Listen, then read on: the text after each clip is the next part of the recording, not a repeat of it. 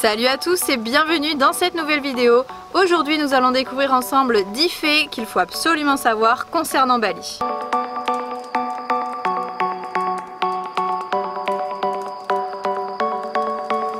La première des choses à savoir concernant Bali, c'est qu'il n'est pas à la lettre. Effectivement, Bali aurait plutôt dû être à la lettre Q puisqu'il est né en 2004. Ses éleveurs ont en effet pris la décision de ne pas lui attribuer un nom qui était à la lettre. Ils ont préféré mélanger le prénom de son père et le prénom de sa mère. Son père se prénommait en effet Baleroy, tandis que sa mère se prénommait Sereli.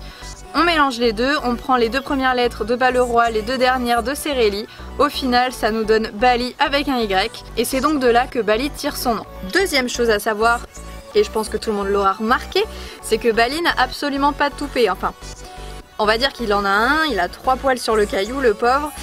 Du coup, ça fait absolument ridicule, ça n'a jamais poussé, j'ai jamais coupé, j'ai jamais rien touché, j'ai jamais bidouillé son toupet. Du coup le résultat ça donne ça. C'est pas franchement très sexy hein. Ça lui sert pas à grand chose hein, pour chasser les mouches ou autre. C'est pas très efficace. Mais moi je trouve que ça lui donne vraiment une tête toute mignonne. C'est ça qui fait tout son caractère, tout son charme. Donc Bali, j'aime ton toupet. Je suis sûrement la seule à aimer ton toupet, mais je le kiffe. Une autre chose qui va concerner son physique, c'est que Bali a un défaut principal physiquement, je veux dire une faiblesse. C'est que son postérieur droit va avoir tendance à tourner. En fait, au moment où il va poser son pied et pousser sur son postérieur pour se propulser, son postérieur va avoir un mouvement comme ça vers l'extérieur à tourner. Du coup, ça a tendance à lui fragiliser un petit peu cette jambe-là, ce membre-là. Tout son corps est totalement sain, il a vraiment pas de vis autre que ce petit pied-là qui n'arrête pas de tourner.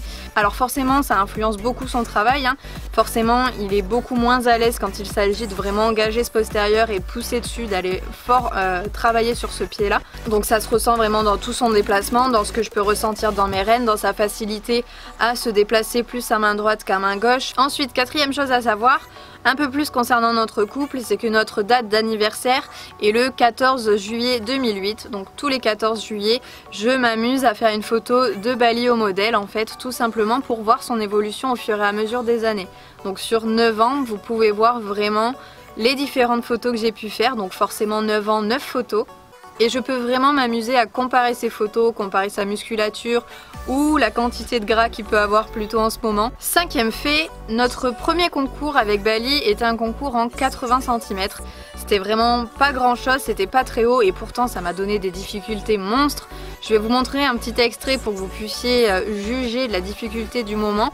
On n'était vraiment pas du tout en harmonie encore à l'époque, ça devait faire même pas un an que je l'avais, je pense que le premier concours c'était au bout de 6 mois. Donc c'était vraiment très difficile pour nous deux, tant Bali comprenait pas forcément ce qu'on faisait là, autant moi je pouvais pas gérer la difficulté que Bali m'imposait. Effectivement il était vraiment pas facile, c'était vraiment un cheval assez difficile à l'obstacle et moi j'avais pas le niveau pour le gérer, pour le canaliser et pour trouver une solution pour pouvoir l'aider. Donc c'était vraiment loin d'être évident pour tous les deux et j'ai franchement eu des moments où j'étais complètement découragée après mes tours. Je pense notamment à 2 concours où j'ai fini par le donner à mon coach en fait pour qu'il refasse un tour pour pas que Bali s'arrête sur quelque chose de nul quoi, parce que tout simplement on n'arrivait à rien faire, c'était vraiment n'importe quoi. Je devais faire des courbes hyper larges, je devais faire plein de cercles pour réussir à m'en sortir.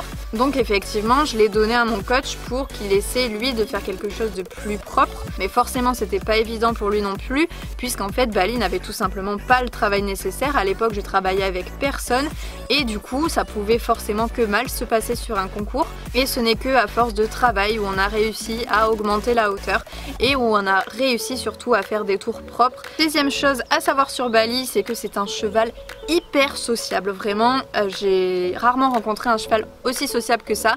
Après c'est un hongre, donc forcément il a une meilleure approche que ce qu'une jument pourrait avoir déjà de base. Mais il a envie de jouer avec tout le monde. Dès que je lui présente un autre cheval, que ce soit en main ou que lui soit en liberté, tout le temps il va avoir envie de jouer avec lui, il va essayer de le mordiller directement. Les présentations ont à peine été terminées que direct il va essayer d'aller le chatouiller là un peu avec ses lèvres, voire avec ses dents au niveau de l'épaule, au niveau du bout du nez là. Et soit ça passe, soit ça casse en général. Hein. Si on a un cheval qui est assez joueur, bah là c'est bon, on les perd tous les deux. Hein. Ils sont partis pour des moments à se mordiller, à essayer de se choper, à jouer à trappe-trappe tous les deux. Soit ça casse vraiment et Bali se retrouve face à une jument qui queen, face à un autre mâle qui va l'envoyer paître. Mais lui va toujours chercher à y retourner, toujours chercher à aller embêter l'autre parce qu'il a envie de jouer, il a tout le temps envie de contact avec les autres chevaux. Mais Bali n'a jamais vraiment été très agressif avec un autre cheval, si ce n'est pour le 7e fait que je vais vous présenter maintenant, c'est que Bali déteste tout simplement les poneys gris clair. Les poneys presque blancs, que ça vient effectivement d'un moment où j'ai lâché Bali avec une ponette et cette ponette là n'a pas apprécié les avances justement que Bali était en train de lui faire, a essayé de mordiller, essayer de jouer avec tout simplement. Elle n'a pas accepté, elle n'a pas trop apprécié, du coup elle lui a envoyé les postérieurs. Bali s'est vexé et a essayé de répliquer avec les dents en essayant de la mordre. La ponette a renvoyé les fesses, Bali a essayé de la remordre, cercle vicieux.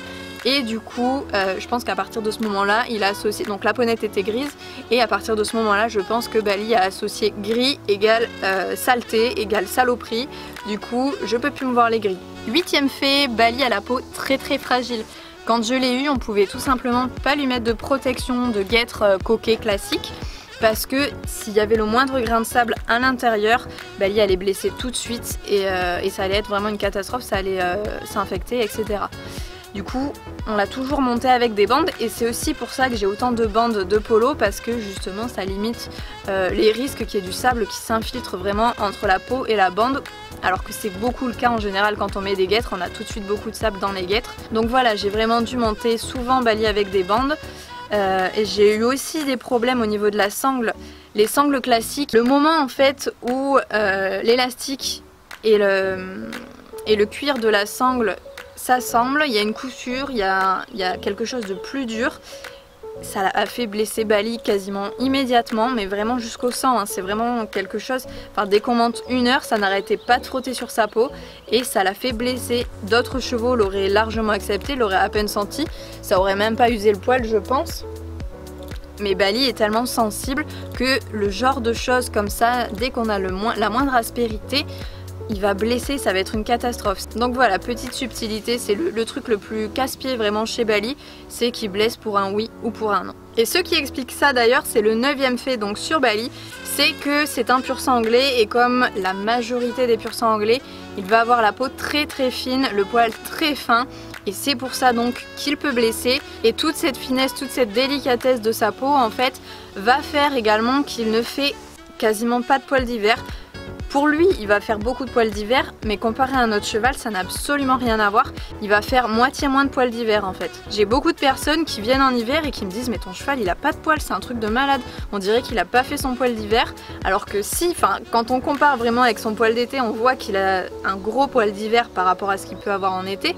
Mais effectivement, il a une couche toute fine, vraiment toute délicate. Et enfin, 10e fait et dernier fait sur Bali, c'est que c'est un gros flemmard. Il adore faire la sieste entre 14 et 15 heures en général. C'est vraiment un cheval qui va s'étendre de tout son long au soleil en général, hein, c'est mieux. Donc moi, je sais qu'il adore faire la sieste à cette heure-là. Mais combien de fois j'ai eu des personnes qui m'ont appelé au centre équestre pour me dire ton cheval il va pas bien du tout, il est en colique, il veut pas se réveiller. J'ai eu des palefrenières qui ont essayé de le réveiller comme ça à 14 h avec une poche plastique à faire semblant d'avoir quelque chose à manger pour qu'il se relève. Mais non, il n'y a rien à faire, le cheval il est étendu de tout son long par terre, il kiffe sa vie sous le soleil, il adore ça, il se dort la pilule. Et vraiment plus d'une fois, je vous dis, elles m'ont appelé un peu en panique à me dire faut que tu viennes tout de suite parce que ton cheval n'est pas bien du tout. Alors moi je regardais l'heure en premier parce que je suis pas du genre à paniquer, je regarde l'heure, je vois qu'il est 14-15 h. Je me dis allez, je suis sûre que je vais me déplacer pour rien. Mais voilà, je le voyais allongé, je me disais bon, je suis sûre qu'il est couché et qu'il fait la sieste. Je venais auprès de lui, il ouvrait un œil, il me disait oh, qu'est-ce que tu veux toi, pourquoi tu me réveilles? Je disais non, ça va, reste couché, reste à dormir, je sais que t'es bien. Et du coup je disais aux filles qu'il n'y avait pas de souci. Bon, chaque fois que c'était une nouvelle palefrenière, hein, elle pouvait pas s'empêcher de m'appeler et c'est normal. C'est normal, au moins je savais que mon cheval était entre de bonnes mains. Et voilà, c'était donc 10 faits sur Bali, vous venez sûrement d'en apprendre un peu plus sur lui. J'espère encore une fois que cette vidéo vous aura plu, je vous fais à tous de très gros bisous et je vous dis à bientôt dans une nouvelle vidéo. Salut!